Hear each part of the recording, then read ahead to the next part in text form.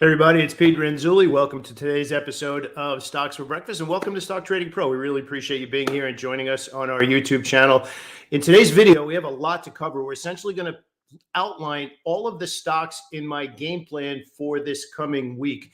Now, a lot of technology stocks have been on fire. Anything related to Chat GPT or AI or anything along those lines have kind of like added it into their earnings report. And some of them, we're actually going to talk about one right now that is up 126% from the time that they reported earnings. Now, the question fund managers have at this particular moment is whether or not there is more upside to these stocks and does the risk reward make sense? What we're seeing, and I'm about to show you this in our research coming into this week, money is kind of shifting out of these super strong, amazing 2023 semiconductor stocks and making their way over into two very specific, actually three, really. Two of them are very obvious. One of them is just kind of turning around, and that's where sector rotation is starting to float. Now, I want to be very clear about this. There's a very, very big difference between a change of order flow and simply a pullback that's resetting for another move, right? Those are two very big parts of trading. However, what we're talking about right now is even if these AI-fueled stocks right now are still bullish, which a lot of them are. There's still very obvious bullish plays. What we're talking about right now is whether or not the reward potential justifies the risk. So a lot of these stocks have much wider volatility right now. Average true range has expanded dramatically. So now it's not a question of whether they're a buying opportunity. It's a question of whether you're going to be risking $1 to make $3, which is obviously what we'd like to see as a minimum for overnight exposure on swing trades, or are you risking $1 to make $1 simply because of the reward potential being less likely based on what they did? Now, what we're seeing in sector rotation, and we can actually kind of pull that up for you right now. If we take a look at what we're seeing in where money's flowing, now you can actually kind of zoom this in a little bit over here, and we could kind of really get a good view of the fact that these tech stocks have really cooled off a little bit. Look where they are over here. They're actually at the bottom of the list. 10 out of 11, only communication services is not in there with them right now. But we are starting to see, obviously, Tesla starting to punch through higher. We're going to take a look at that group in a second. But this is really where it starts to get interesting.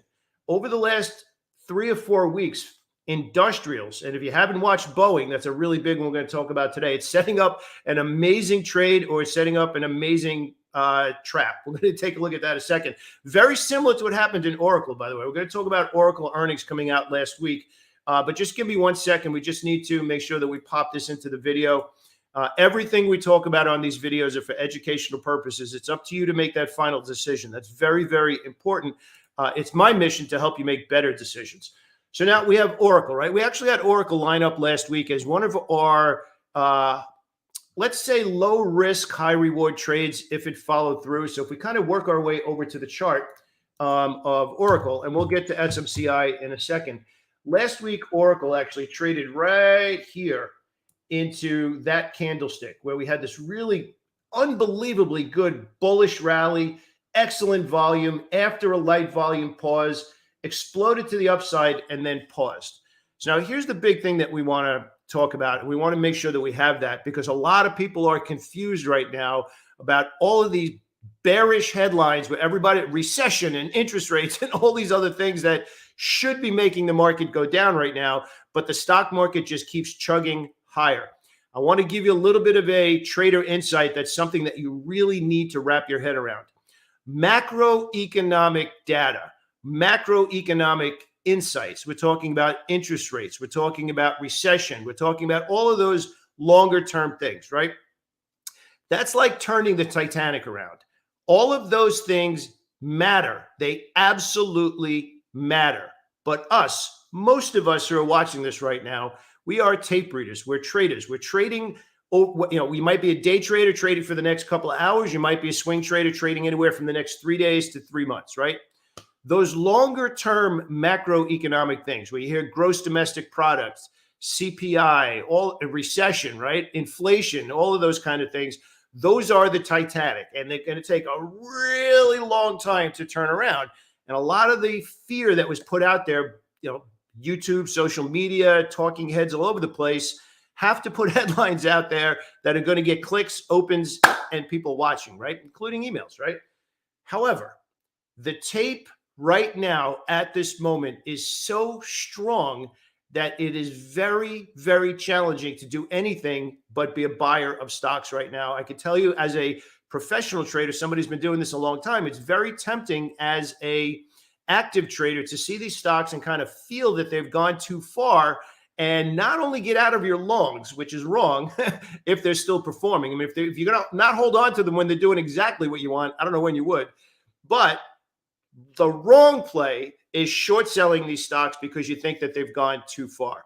Now, this is a great example here in Oracle on this side over here, because I want to point you out to, and I'm going to actually blow this up so we take a look at it.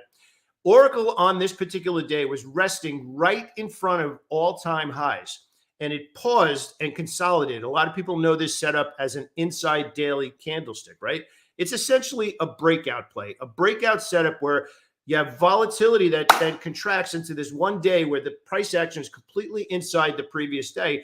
And it sets up a really good low risk, high reward based on the fact that it is a tighter candlestick in most cases. Sometimes it's not. Sometimes there's big. I'll give you an example.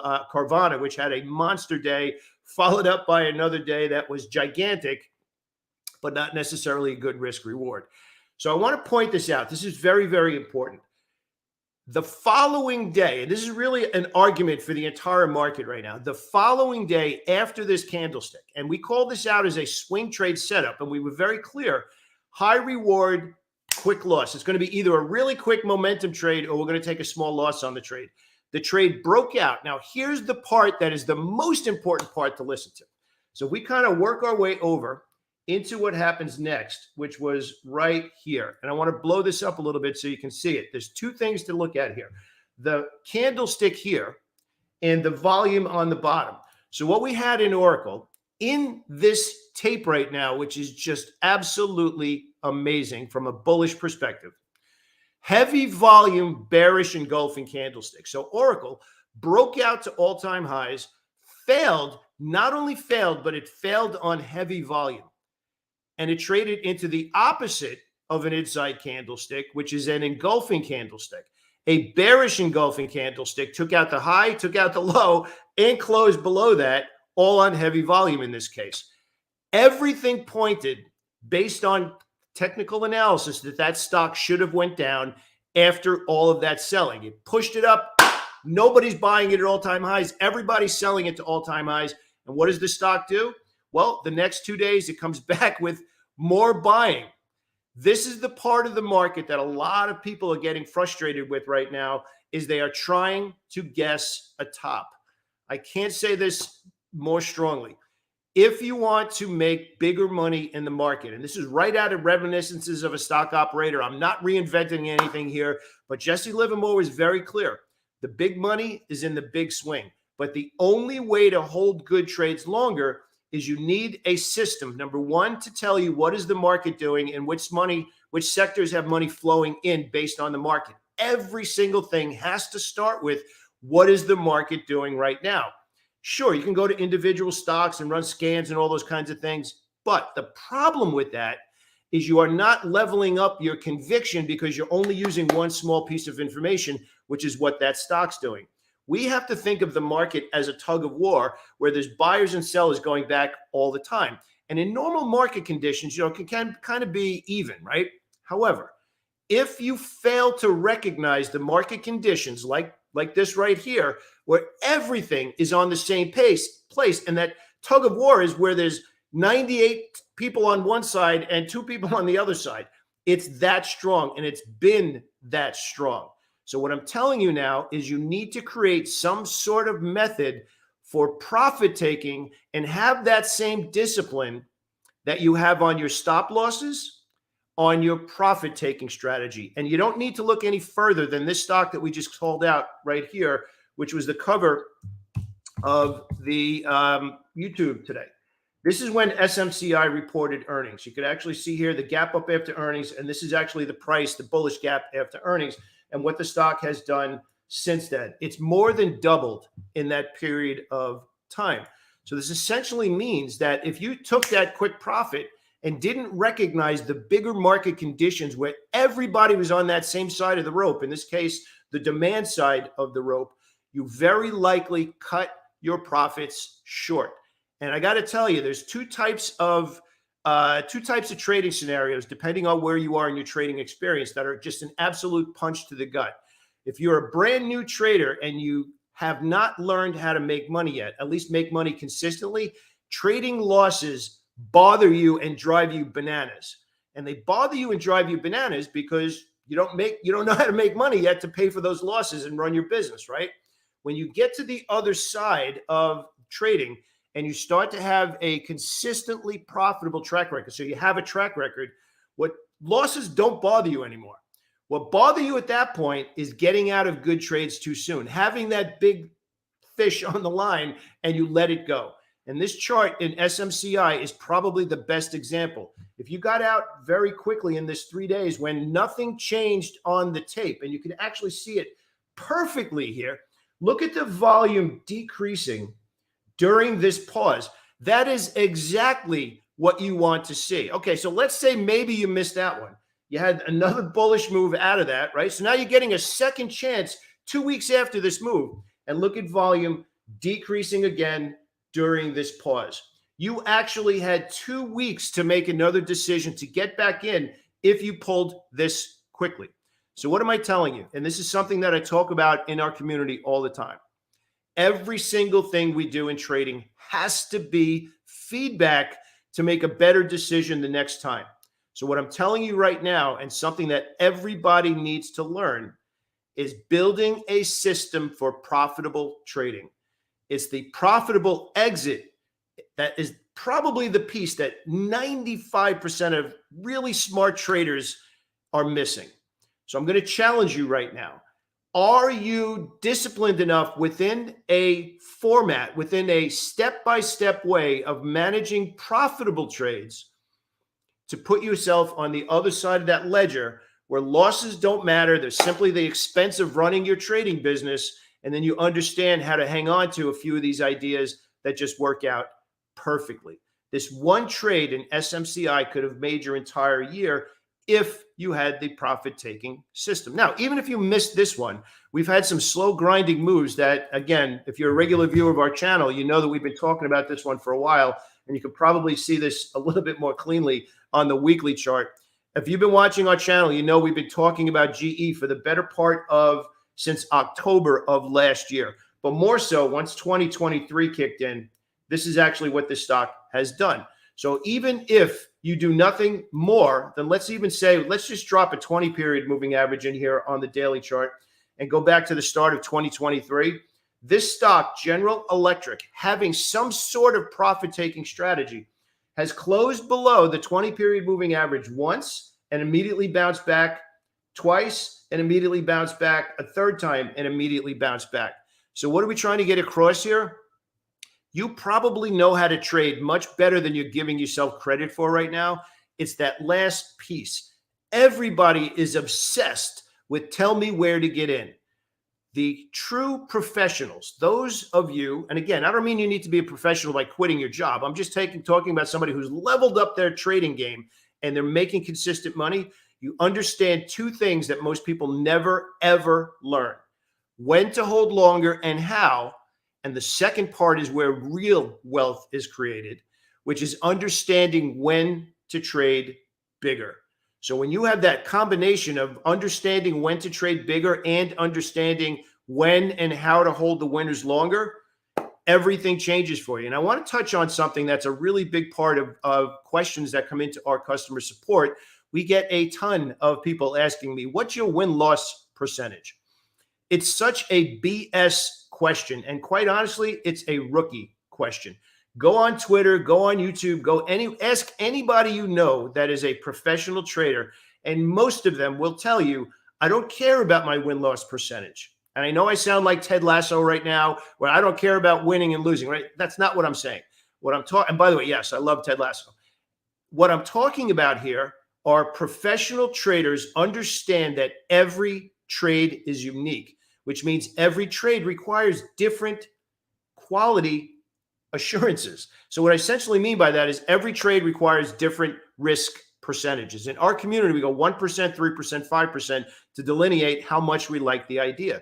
So in your particular trading, ours is order flow and tape reading. You need something that tells you right now this calls for more. Now, there's two different ways of identifying, does this call for more? So if we can go back to SMCI and that chart that we were looking at before, at this particular moment, after this massive rally, and quite honestly, we're starting to see now the push and the pause changing a little bit. After this massive rally, is it still a buy? Absolutely. Is it a buy at this point where we're setting up, if I risk $10, what are the odds of making 30 or whatever the numbers happen to be? It's kind of decreasing. And what we're seeing right now is we are starting to see money rotate into other areas of the market, which is what we're talking about over here. So you can take a snapshot of this so you can actually have it. And actually, you know what? Let me come off the screen here for a second. I want you to be able to take a snapshot of both of these things. Take a snapshot of this first. That's the last 4 weeks of the market right there. And obviously, you can see how last week ended. Now, why did last week end with such a neutral kind of market? And actually, you can take a screenshot of that as well if you want. You can actually pause it. So why did last week end neutral? Well, that's going to take us into the big news story that we're looking at heading into today and mostly heading into this week, which is the FOMC. The FOMC and the rate hike coming up, the rate decision, not the rate hike, the rate decision coming out on Wednesday. You have a lot of indecision right now. Now, here's the big question that has to be on everybody's mind. Is the rate decision, is the Fed decision already priced in? Is the semiconductor rally and all of the earnings announcements around the terms Chat GPT and generative AI or just AI in general, has that conversation kind of worked its way into this massive rally? Is that upside in need of a new catalyst? And if you were a fund manager right now, so let's actually talk about, let's say Simon. Simon was just in our last boot camp. If you were a fund manager right now, where would you be allocating new capital? Now, that's different from having a trailing stop loss on existing positions. Where would you be looking to allocate new capital? And we don't have to look that much further because the fund managers are literally telling us, when you understand and have a system for tracking the smart money footprints, it becomes a lot easier to understand order flow, read the tape, and know whether or not it's still valid. The only thing you have after that is whether or not you are close to an optimal entry. So that's what we're going to do right now. We're going to take a look at the sectors, the rotation in the sectors, and then you could actually download today's edition, Monday's edition of the Daily Ticker, so you can see all of the stocks and the sectors and the industry groups that are on my watch list heading into this week, which is the week of June 12th. So this list applies for the entire week because they have solid order flow heading into this week. Okay. So obviously the big story now is the Fed. We're going to find out pretty quickly whether or not that's priced in or not. Oracle. We just talked about Oracle. Oracle closed at all-time highs on Friday. Earnings coming out today. Make sure you know that before you decide to hang on to an overnight. You need to know, do I want to hang on to an overnight at all-time highs with earnings coming out? I'm not saying yes or no. I'm saying you need to be aware of that as an active trader.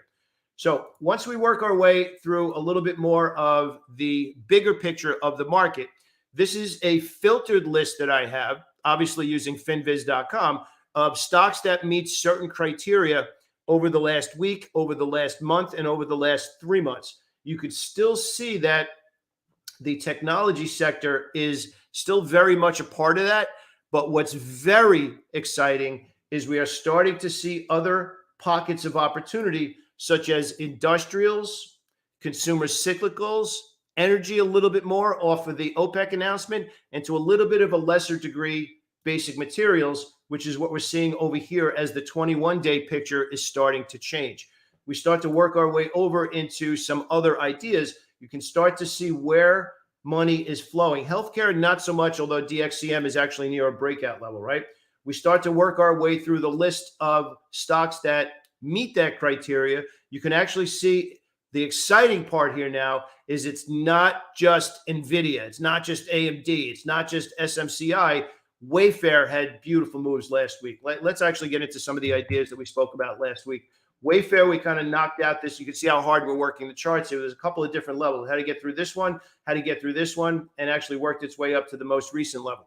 Obviously, Carvana, which we mentioned last week. If you were on the session last week, you know that this is one of the ideas that we talked about. Carvana had some pretty good profit taking. Now, this is a fantastic example of what we're talking about and how hedge fund managers need to make a good decision. There's not a question about whether or not Carvana had institutional attention. The numbers were good. The price reacted to it. Volume came in. What we had now is a choice. And this is a very big part of trading that a lot of people miss. And we're actually talking about this one specific day right here. Let me actually get that off of the screen to get it out of the way. Right there. Now, at that point, Carvana, which was basically a $7 stock to start May, had tripled in that period of time. So now you have a decision after this move, after this monster volume, after the stock has now tripled, and just as importantly, remember, we're talking about risk reward here. The stock just traded into a massive, massive move. And let's actually put that into context of what we mean by massive move based on what Carvana normally does. So when we take a look at the average true range in Carvana, $2.70 is what it normally does.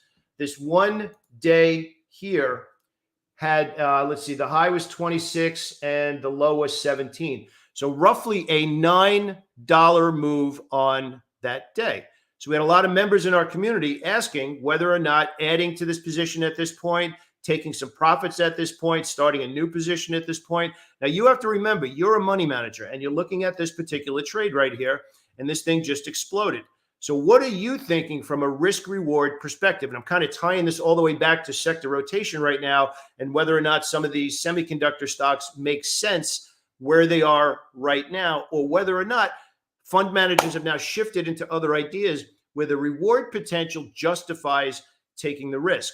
So what we talked about in our community was taking some of the profits off in Carvana and having a tight trailing stop loss, not because it wasn't bullish. It's still clearly bullish, but because what were the odds of follow through and whether or not you maxed out that next move. So you can actually see what happened the next day. It actually traded a little bit higher, but then pulled all the way back down basically to the day where it gapped up, that opening price level, right?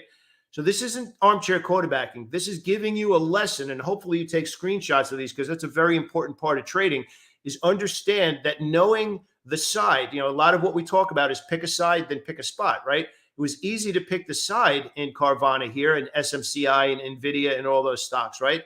But picking the right spot means that you have the optimal entry. The optimal entry means there is likely reward potential for the risk that you're about to take. So in this case here with Carvana, the right move, in my opinion, which is what we discussed in our community, was that taking some of the profits off the table and having a trailing stop loss on the balance for this particular move was the right play heading into both of those days. Quite honestly, it moved a little bit higher on Friday again, but you can see how hard it came back.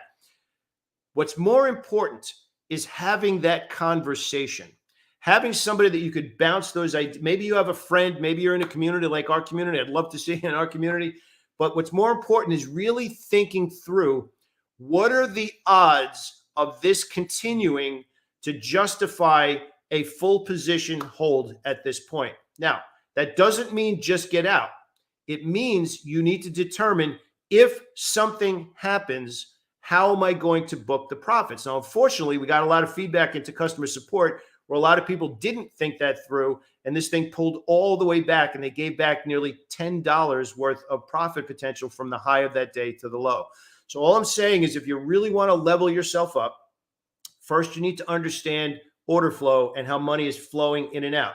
That big macro picture that we all talk about is a Titanic to turn around. So anybody talking about all of those bearish things that were going on, look, they might eventually be right. Who the heck knows? Nobody knows. There's been so many wrong projections. That's proof that nobody knows exactly what's going to happen next. But what you need to lean on is what's happening right now. We have two pieces of information that we need. There's all the information that we have prior to the trade, which is what we're talking about right now, and we put that trade on. The second part is what we're talking about today, which is what so many people mess up on, is the fact that there's now new decisions after you put that trade on, which is what we're talking about today. So what I want to now kind of work our way into are the next decisions and new ideas that we're going to look at for this week. And again, you're going to have the opportunity. You could actually click the link in the description to download today's edition of the Daily Ticker. I'm going to walk you through it right now so that then you have plenty of time to take this document and go and look at some ideas. Now, we already just talked about the fact that energy perking up a little bit since last week's announcement by OPEC, right? So we're starting to see energy perk up a little bit. It's not green across the board, but started to work its way up. Consumer cyclical actually had a massive rally. That's one that's a little bit different right now. I think Tesla's probably due for a little bit of a pullback. I think last I looked, it was 11 or 12 positive days in a row. And again, another heavy volume reversal. So we'll see. It's in the middle of Friday's range. We'll see. Again, whether or not that's a good new long here, I don't think so. I think it needs to pull back. What I'm looking at in Tesla this week is I'd love for nothing more than to see Tesla pull back to this breakout level right around here. I'd love to see a really clean light volume bull flag pull back to this level where it took off from and then actually have a new move higher. At least that's what I'm setting up for Tesla this week. So if we continue to work our way through this sector rotation and break it down a little bit more, a little bit deeper, all we need to do is click over here. So what you need to do is download the document, print it out for yourself. You can go in here, file, make a copy, or download and make a copy for yourself. But what I want to walk you through is first watch this video. There's a video that I posted here today. If you don't happen to know, I owned a prop trading firm in New York City, and I did thousands and thousands of interviews with people who wanted to be a professional trader. Watch that video. You can actually see the link right there. I'll post that link in the description as well. It's basically about, should you make the jump to become a full-time professional trader, and all of the things that you need to consider before you make that jump. And I think what's kind of interesting here is it's probably not the answer you want right at this moment, but it's definitely the answer that you need to really, really think things through. So once you download that, then look at the outline here on the side. And we're going to go down into sector rotation. And what we're walking you through here in sector rotation is all of the ideas. Some stocks that have been bearish for a while have now validated new moves in the other direction. Some stocks that have paused after a significant gap and that I'm watching this week, such as Chewy. You can actually see Chewy over here. After this break of this downtrend, we actually broke, failed, pushed down again, and now you got this over here, which is the next move we're looking for. So I got a whole breakdown here on all of these ideas for the week. So we break it down two ways. And the way that we break it down is we work our way through this, which is the sector rotation in the big picture of what we call the power pyramid. So we just broke down what the market's doing, and now we're kind of working our way up the list. So download this document, go through sector rotation, take a look and see which ideas are setting up today and for the week. And you'll see that inside of the document, I actually mentioned a lot of these ideas need a pause, and I wrote that down. But there's a lot of other ideas that are now at an optimal entry where I'm considering new swing trades for the week.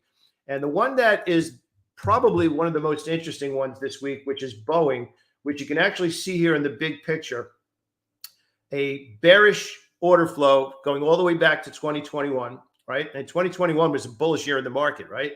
Finally broke that, which again, we just showed you General Electric. But now Boeing has been in a trading range for all of 2023. Now, industrials carried the Dow Jones Industrial Average at the end of last year. So we kind of went from Dow Jones Industrial Average carrying us at the end of 2022, technology kind of taking the wheel now when 2023 began.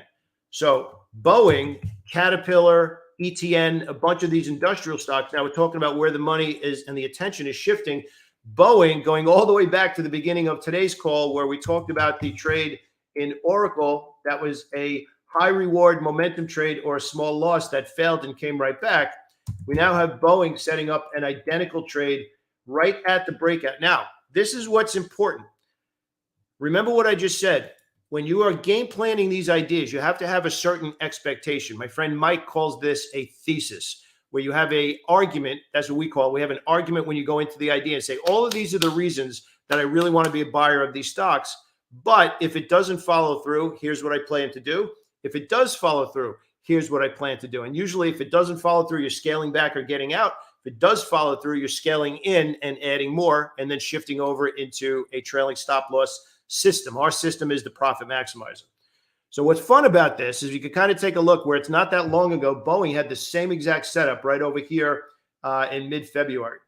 Popped through, closed above, inside candle, and this is what happened over the next week or so. Now, what's different and distinct about this is in order for this trade to get on, and this is a big part that a lot of people miss, it needs to trade out of this candle, and it never did and pulled back. We had a bunch of people say, I got in, I lost money. It never triggered yet.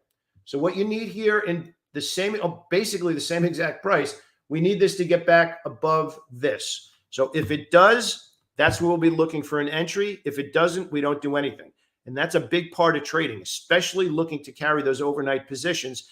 A lot of people use stops, buy stop orders moving in their favor, and they don't get in until they're getting some momentum in their favor. And that's where they start to put on that first piece of the trade. And actually, if you want a really good book on trading, I got like a ton of them in here. This book here is a really good one. Studies, let me put it up to the thing there.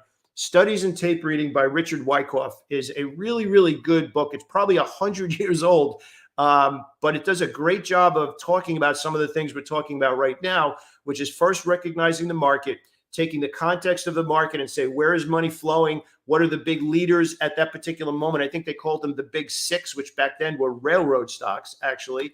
And then how you work your way through from the big six, the market, to the big six, to which individual stocks you're trading. But more importantly, the market and the sector rotation give you the conviction to understand when there's a little bit more on the table and you should hold longer. Or if it's kind of going sideways, which it was until we just recently broke out in the big picture, maybe at that point, your profit-taking strategy is a little bit more momentum-based because the whole market has indecision. But once we kicked out, we shifted over. So that's another thing to learn as well. What kind of profits are on the table? What does that mean for initial position size? And what does that mean for initial profit-taking strategy? All right. So make sure you click that link in the description below. You can download this entire copy of the Daily Ticker newsletter, which is my private research that I give our community. This is for Monday. So click down and you want to make sure you take a look at the ideas I'm looking at for today and how we're setting up the entire week, because I outlined these stocks need to pause. These stocks are what I'm considering heading into today. All right. Have an awesome day, everybody. Thank you so much for joining me. I will speak to you soon. Remember, Oracle scheduled to report earnings today at all-time highs, and Boeing looking for that breakout, and FOMC announcement at the end of this week, and energy, industrials, basic materials starting to turn around, be a little bit more bullish. You'll see that in the newsletter. And that technology sector, while still bullish, we're looking for some better entries in there. All right. Have a great day, everybody. I'll speak to you soon. Thank you so much.